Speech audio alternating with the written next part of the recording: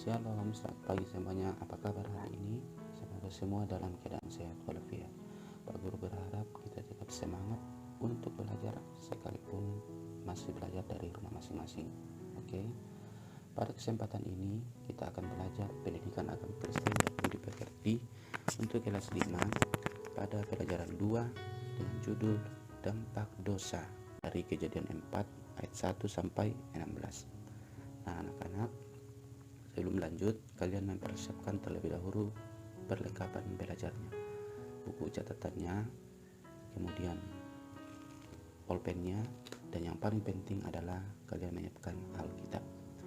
Kalian bisa menghentikan terlebih dahulu video ini sambil mempersiapkan perlengkapan belajar. Kalau sudah siap, ya, kita akan berdoa untuk memulai pelajaran kita. Tuhan Yesus, saat ini kami ingin memulai pelajaran. Roh Kudus kiranya menolong kami supaya kami bisa mengerti materi ini. Terima kasih Tuhan. Haleluya. Amin. Nah, anak-anak, tujuan pembelajaran kita pada saat ini bahwa selama dan setelah mengikuti proses pembelajaran daring, peserta didik dapat menjelaskan dampak dosa bagi diri sendiri dan orang lain. Yang kedua, menyebutkan bahwa keadaan manusia yang berdosa dan menyatakannya dengan membuat doa pengakuan dosa. Nah, untuk memulai pelajaran kita, Pak Guru akan bercerita terlebih dahulu dari kisah Kejadian 4 ayat 1 sampai 16. Ceritanya seperti ini.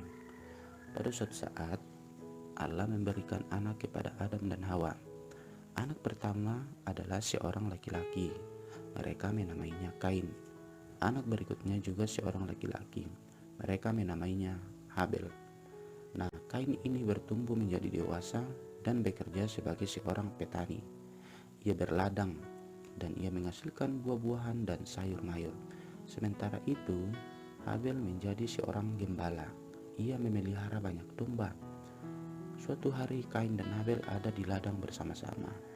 Kain berkata dalam hati, "Hari ini aku akan membawa persembahan kepada Allah di atas mezbahku." Jadi, Kain membawa hasil kebunnya. Ia meletakkannya di atas mezbah dan membakarnya bagi Allah. Habel juga sedang membawa persembahan kepada Allah. Habel membawa seekor anak domba peliharaannya dan mempersembahkannya kepada Allah di mezbahnya. Nah, anak-anak, tiba-tiba Kain menjadi marah karena Allah menerima persembahan Habel. Persembahan Kain tidak berkenan bagi Allah. Lalu Kain mendengar suara Allah yang berfirman, "Kain, mengapa engkau marah? Jika engkau berbuat baik, aku akan berkenan kepadamu. Jika tidak, dosa ada di pintu hatimu." Tapi Kain tidak peduli. Ia sangat marah. Ia mengajak Habel ke padang dan memukul Habel dengan keras sehingga Habel tersungkur, lalu akhirnya meninggal. Tiba-tiba terdengar suara Allah berseru kepada Kain, "Kain, di mana adikmu Habel?" Kain tidak berani mengatakan apa yang telah dia lakukannya. Jawabnya, "Apakah aku ini harus menjaga adikku?" Tetapi Allah mengetahui apa yang telah diperbuat Kain. Allah mengetahui segalanya. Allah berfirman kepada Kain, "Karena engkau telah melakukan dosa yang besar, ladangmu tidak akan pernah lagi memberikan hasil bagimu. Engkau akan mengembara kemana-mana dan jauh dari rumahmu. Engkau harus mencari makananmu di sana-sini. Engkau akan menjadi penggembara." Lalu Kain menjadi ketakutan. Kata Kain, "Aku akan jadi apa aku ini? Jika aku pergi dan mengembara kemana-mana, seseorang akan menemukanku lalu membunuhku." Tetapi Allah mengasihani Kain. Allah berfirman, "Aku tidak akan membiarkan siapapun membunuhmu." Jadi Allah membuat suatu tanda kepada Kain bahwa tidak ada seorang pun yang membunuhnya. Lalu Kain pergi dan meninggalkan rumahnya. Nah, demikian kisah Kejadian 4 ayat 1 sampai 16. Sekarang Pak Guru akan memberikan materi memahami dampak dosa. Ya, jadi silakan anak-anak menyimak dengan baik karena nanti Pak Guru akan memberikan pertanyaan yang akan kalian kerjakan. Oke? Nah, anak-anak, tahukah kamu apa itu dosa? Ya, ini adalah pelajaran kita pada minggu yang lalu ya. Nah, dosa adalah tindakan manusia yang melanggar perintah atau firman Tuhan. Nah, dosa hanya dapat diampuni, dan yang dapat mengampuni itu adalah Allah, yang satu-satunya yang berhak dan mampu mengampuni dosa manusia. Nah, anak-anak, mengapa kira-kira manusia berbuat dosa? Nah, tentu ada berbagai alasan yang melatar belakangi seseorang berbuat dosa. Nah, dosa tidak terjadi dengan cara tiba-tiba pada kita, tapi itu awalnya tumbuh sebagai bibit-bibit kecil di hati kita. Misalnya, iri hati, dengki, amarah, serakah, angkuh, keinginan untuk menguasai, dan sebagainya. Nah, cerita tentang Kain yang membunuh adiknya itu dilandasi oleh perasaan iri hati karena Allah menerima persembahan Habel dan tidak berkenan atas persembahannya. Nah, Kain menjadi marah kepada Habel sehingga yang dia lakukan adalah membunuh adiknya sendiri. Nah, anak-anak, orang yang membunuh itu akan mendapat hukuman yang pantas. Setiap orang yang berbuat dosa akan mendapat ganjarannya. Nah, Matius 5 ayat 21 sampai 22 mengatakan begini. Kamu telah mendengar yang difirmankan kepada nenek moyang kita, jangan membunuh. Siapa yang membunuh harus dihukum. Tetapi aku berkata kepadamu, setiap orang yang marah terhadap saudaranya harus dihukum.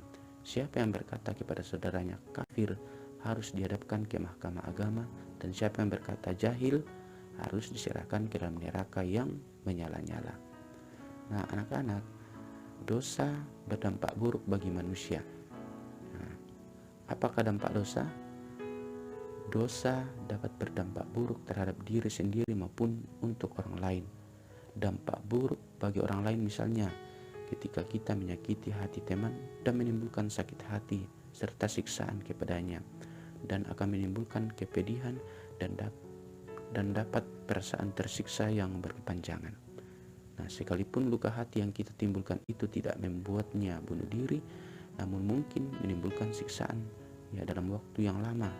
Nah, sedangkan dampak dosa bagi diri kita sendiri adalah kita akan dikejar-kejar rasa bersalah, ya, perasaan tidak tenang, kemudian kita akan cemas, dan tentu kita tidak nyaman dan tidak damai dalam menjalani kehidupan yang Tuhan berikan kepada kita masing-masing. Nah, jadi anak-anak, dampak yang lebih jauh dari dosa adalah penghukuman yang kekal.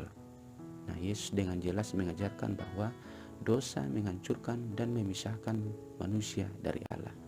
Jadi, kisah tentang Kain membunuh Habel yang diceritakan dalam kitab Kejadian 4 ayat 1 sampai 16 menggambarkan salah satu contoh perbuatan dosa.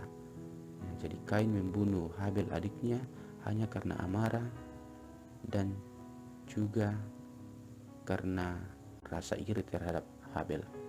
Nah, apa yang dilakukan Kain tidak saja menyakiti adiknya, namun membuat sedih orang tuanya.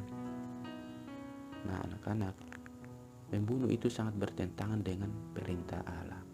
Dampak perbuatan Kain bagi dirinya sendiri adalah merasa takut dan bersalah, dan dampak bagi orang lain adalah Habel kehilangan nyawanya dan orang tuanya pasti merasa sedih. Oleh karena itu, Kain harus mengakui dosa-dosanya di hadapan Tuhan dan memohon pengampunan dari Allah. Nah, Allah memandang masalah dosa itu dengan serius. Kita kadang memandang enteng dosa. Saat kita berbuat dosa, kita selalu berpikir bahwa itu hanya masalah kecil, bukan persoalan besar. Setiap dosa yang kita perbuat secara sadar atau tidak, itu harus kita akui supaya hubungan kita dengan Tuhan dan sesama menjadi baik.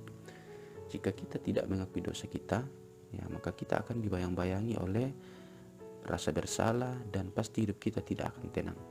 Nah, contoh lain adalah pakaian yang putih bersih. Sekali ternoda, sekuat apa usaha kita mencuci, ia tidak akan dapat kembali pada keadaan seperti semula.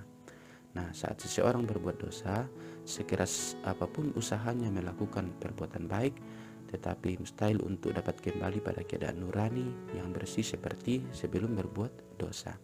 Jadi siapa yang dapat mengatasi dosa-dosa kita? Nah, dosa-dosa kita hanya dapat dibersihkan oleh Yesus. Hanya Yesus, anak Allah, yang dapat membersihkan kita dari segala dosa. Inilah satu-satunya jalan yang tersedia di muka bumi ini. Tidak ada jalan lainnya, seperti yang ditulis dalam 1 Yohanes pasal 1 ayat 7 sampai 9. Tetapi jika kita hidup dalam terang sama seperti Dia ada di dalam terang, maka kita akan beroleh persekutuan seorang dengan yang lain. Dan darah Yesus anaknya itu menyucikan kita daripada segala dosa. Jika kita berkata bahwa kita tidak berdosa, maka kita menipu diri kita sendiri dan kebenaran tidak ada dalam kita. Jika kita mengaku dosa kita, maka Ia adalah setia dan adil, sehingga Ia akan mengampuni segala dosa kita dan menyucikan kita dari segala kejahatan. Nah, demikian pendalaman materi anak-anak. Kesimpulan yang dapat kita ambil adalah dosa adalah pelanggaran terhadap firman Allah. Yang kedua, dosa memisahkan kita dari Allah.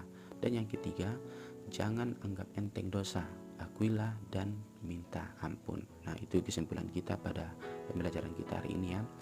Nah, untuk selanjutnya Pak Guru akan memberikan tugas untuk kalian kerjakan di buku tugas agama masing-masing di rumahnya ya.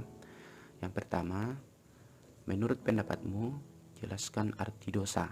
Ya, tadi sudah ada ya. Yang kedua, tuliskan 3 dampak dosa bagi diri sendiri. Ya, ini juga tadi sudah dalam pendalaman materi kita. Yang ketiga, tuliskan 3 dampak dosa bagi orang lain. Yang keempat, apa yang kamu pelajari dari cerita tentang Kain dan Habel.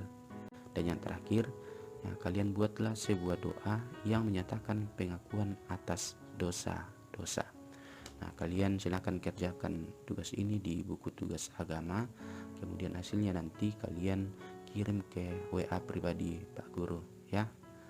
Baik anak-anak, kita akan mengakhiri pembelajaran kita pada hari ini. Mari kita berdoa.